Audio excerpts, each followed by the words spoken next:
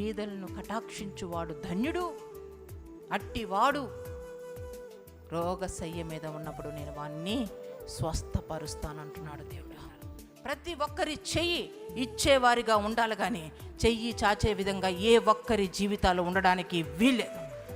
ఒక నిర్దిష్టమైన గురి కలిగి ఉండండి. నువ్వు ఆశీర్వదించబడి దీవించబడి ఉన్నట్లయితే బీదలకు నువ్వు సహాయము చేసే వ్యక్తిగా ఉండాలా, వారిని కనికరము చూపించే వ్యక్తిగా ఉండాలా, వారిని ఆదరించే వ్యక్తిగా ఉండాలా. ఏ విధంగా నువ్వు సహాయం చేస్తావు ఆ విధంగా నువ్వు సహాయం చేయగలగాలి. వెతుక్కోవాలి.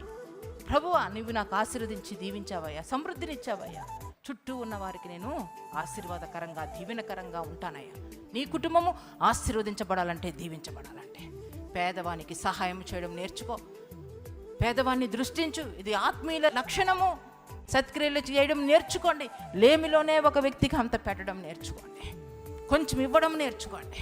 దానిలో ఎంత ఆశీర్వాదం ఉందో మీరే రుచి చూస్తారు, మీకే తెలుస్తుంది. అది కనుక సత్క్రియలు యందు వాంఛ కలిగి ఉండండి.